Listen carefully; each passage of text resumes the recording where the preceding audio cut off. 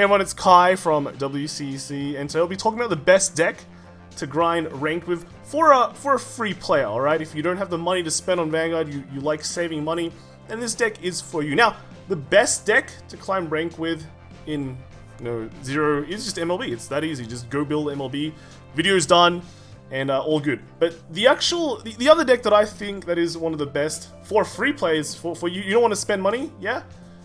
It's coming out very soon. It's coming out in like 9 days.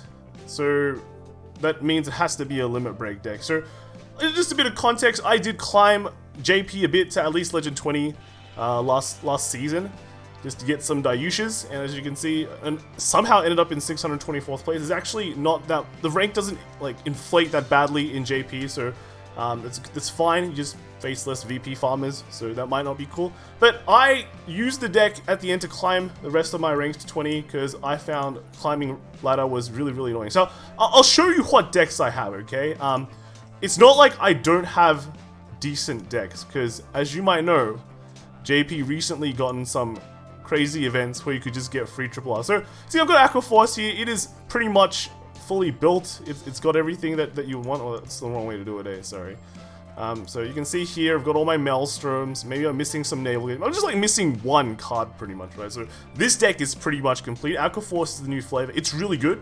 And yeah, Maelstrom is just really good. Like, no doubt about it. It's great. It's a great deck, okay? I also have Polaris, Great Nature. This deck is super good too.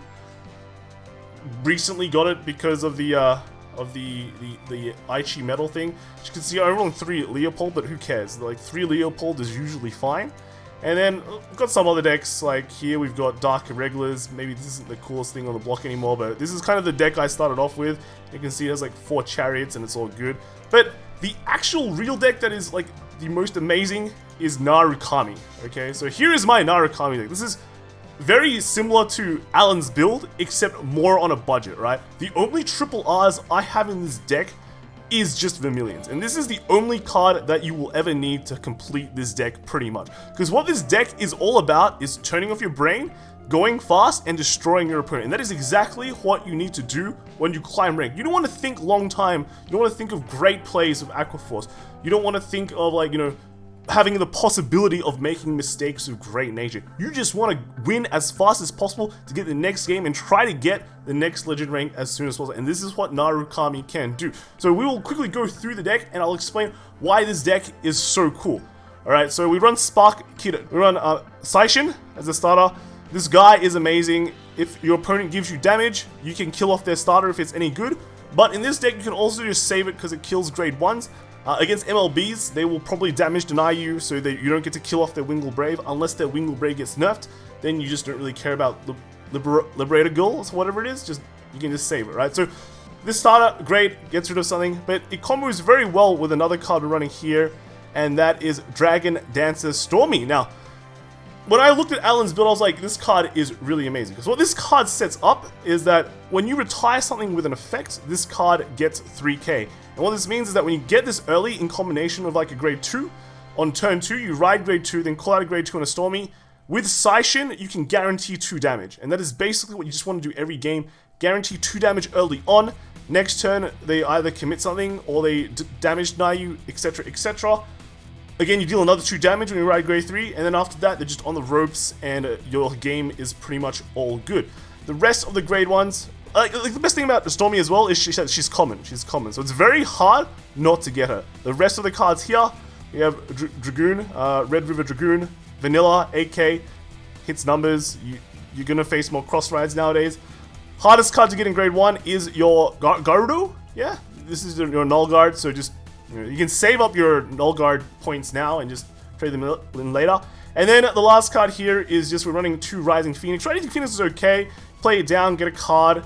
Kind of filters your deck for you. You don't need that many of it. It's not really required. You can just play another Dragoon if you really want to. Now onto the grade 2s. We have this card. This is Shiden. Desert Gunner Shiden. Now what this guy does, it is like pretty decent. All right, seals intercepts. When you target a grade 2, that card can't intercept, then you go face. Pretty simple.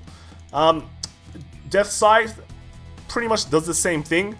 Counterblast 2, retire card. Like, it's pretty much a Berserk Dragon, right? But in this deck, instead of retiring boosters, you just want to go face more with it. So just retire front row and then just go ham. Also works well with Stormy. And then lastly, we have Karura, and this is the counter charger. But this is a really nice card. You ride it on grade 2. Your Saishin boost to attack it. Your Saishin will kill something. Then Karura will just unflip and cool. You've just not used Counterblast and retired something. And hopefully you got the other column with Stormy and all good. And then lastly, you got the 10k vanilla. Thunderstorm Dragoon, right? So cool card, 10k, hits numbers. Boost it with the Stormy as well. It'll hit 20. So if your opponent rides a 10k, then hits great numbers. Now, lastly, onto the grade 3s, we've got Vermilion. This is the big daddy of the deck. Counterblast 2 just gets 2k, attacks the whole front row. And then Vanguard, when it attacks, you get to get 3k. So it hits 14. And then with pretty much any boost, it will hit 21. So it hits good numbers. We run 4 of this card. This card is the, I think it's Lightning Flash Jin. He's 14k. It's very nice. During your opponent's turn, he gets minus 4k just to make it more balanced. He can only attack Vanguard. He cannot attack Rearguard, but that's fine because you're just going to go face anyway. 14k plus 7 hits numbers, 14k with Stormy, and a retire effect hits numbers 2, 24 will hit cross rides, and then just by itself hitting will hit cross rides. So overall, if you draw this as a heal trigger, you feel less bad because it's a 14 card you can commit to just destroying your opponent with. And then when you trigger him, that's cool. It's a heal trigger. And then normally here, you would be running Dungaree, but if you're cheap like me, you don't even need the Dungaree. The Dungaree is like just a nice alternate ride. We'll look into it later, but if you don't want to spend triple R points for it, then you have perfectly fine replacements, okay? We have this guy, it's a Breakthrough Dragon, alright? So when it gets boosted, it gets 3k, 13k, nice. On boost, pretty much it's 20 or 21. And then we got Thunderbreak Dragon here, just your average 10k, Limit Break 4 gets 5k, and then when it comes to the play, make counter class 2, and then retire grade to a lower card. So this will just help you hit numbers as well. If you don't ride your Vermilion, this will hit 15, hopefully, and against things like cross rides, all good. And then the last card we are running is just Rumble Gun Dragon. So when you drive check a grade 3, you retire one of your opponent's grade 1 or lower cards. It's pretty much a Goku, right? You can pretty much change up everything that is not the Jin and the Vermilion and just into whatever you want. So you want to run more Breakthrough Dragons, run more of that. If you like running more Thunder Break Dragons, then run more of that. And then if you just like more of these fake Gokus, then run more of that too. But personally speaking, I do like this card more, just because it hits 13 on boost. So we'll just always hit some nice numbers. So again, yes, easy deck. You just hit face a lot, and that is it. So let's take a look at Dungaree as well. I don't have Dungaree, but this is the alternate grade 3 if you somehow pull it. Just a Limit Break 4, make Counterblast 1, and then randomly put a Bind Zone card from your Bind Zone into the bottom of your deck. And then you try one of your opponent's front row rearguards, and then when it comes into play, you bind the top 2 cards of your deck face up. So you run this just so you can retire one of your opponent's front row intercepts and then just go face. So pretty much just fits the whole deal. So one thing you'll realize with this deck is that when you think of Narukami, it's basically missing 2 cards, and that is the grade 1 anti-intercept card and also a way to get Limit Break, so the damage increases, right? So we're not running those simply because we don't really need to. So this is the guy that is the anti-intercept at grade 1. Pretty much the same effect at grade 2. This is a nice card if you don't have a full plethora of cards at grade, you're missing some double R's. You can just put this card in and it just kind of works well too. It allows you to go face. Now we don't run this because when you run too many of it, it just becomes kind of just a vanilla card. So we're replacing this basically with Stormies because Stormies contributes more. At some, like when you have enough anti-intercepts, that's fine. If you're half the time when you're playing the game, you will be on Limit Break, and this will just be useless because you're attacking the front row with your Vanguard anyway. So it doesn't matter if you have this or not. If you get this early game, if you don't too many of them, they just don't do anything. All right, you don't actually need that many of these cards when you're actually going face. Funnily enough, so we don't run too many of this. And then the damage increases. We don't run that too because we actually don't care. That's not the damage increaser. I can't remember. I think it's this guy. Yeah. So we don't care about damage increases, right? Because there's 2 ideologies when you think of this. Is sure, this guy can give you Limit Break 4 quicker, so you can attack the front row all the time. But half the idea of playing this deck is learning when to use your Limit Break or not.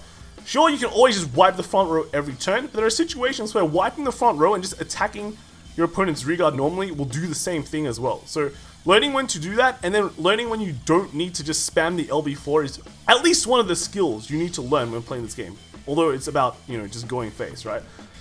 Another thing with the limit break damage increaser, right, is that if your opponent is damage denying you at 3 while you're going face towards your opponent, then you're actively, proactively winning the game while your opponent is trying to one-shot you from a situation where they're kind of falling behind in terms of damage. They're basically on a clock, right? So they have two options, which is to deny you damage, which kind of buys you more time to do more face damage to them, or they give you that limit break anyway and they don't care, and then you can just limit break them, right? So overall, that's why I don't really feel like there's a need to play any damage increases at 1 or 2. Also, the grade 2 damage increaser is like an 8k, so the numbers are awkward, and that's that. Now, the last thing about this deck is that Vermilion is just absolutely amazing, alright? There's no doubt about it. I think Vermilion is one of the best cards in Zero.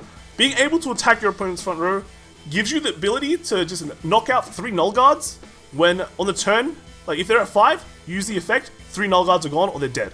Okay, not many other decks can do that. You think Aquaforce, they can attack many times. If your opponent is at 5 and they wall up with 2 intercepts, then sure, you get 1 direct attack at them with like one of the grade 3 swappers or grade 2 swappers. But then after that, you have to kill off the intercepts, and then you get kind of 1 more attack at their Vanguard, not including like stand triggers and all that can kind of increase that number. So that kind of works out to only 2 attacks at the Vanguard if they wall up. Narukami will always get 3. They will always get 3, and basically with the power lines that they have, you can be at 4, wipe their front row, hit them to 5, they get a trigger, you still hit over that trigger, and then get rid of another Sentinel, and then next turn you have just free real estate at their face. So Vermilion, absolutely amazing. You don't need, just look at the deck, there is only Vermilions. Once you get 3 Vermilions, it is a good spot to start building this deck, which shouldn't be hard, because when Narukami comes out, you kind of confirm just 1 triple R from just doing the character fights, and the last 2, just pull it, right? Just pull it. It's not that hard, okay? Another thing is Vermilion is coming out as a rank reward, but if they're following the rank reward structure, that is going to come out ages. So either you can build it now, very quickly, or you can build it later, and then just kind of just pick it up as you go, because your MLB deck is already complete, and you're just having fun with that already. So that's pretty much it. Another thing, yeah, for the reason why this deck is good in rank fight is you go fast. I think I've said that before. Rank fight, the biggest resource in rank fight is time. It's not actually how good and bling bling your deck is, it is time. The faster you go, the faster your wins are, and the faster you win. Alright, so that was just quick from me, because I'm trying to grind the global ladder, which is fun, and doing another Guild War as well, like Grand Blue Fantasy, so I don't know, I'm grinding 2 games at once, but that's a quick video from me. Narukami is coming out very soon. I'm very hyped for it. I will definitely build this in global, because Narukami is really good. And it's just, I think it's one of the best gems coming out from the Limit Break set. So, see you guys in the next video, and hope this video helped you out in determining, you know, this is where your ranked dreams begin. Alright, see you later guys, bye!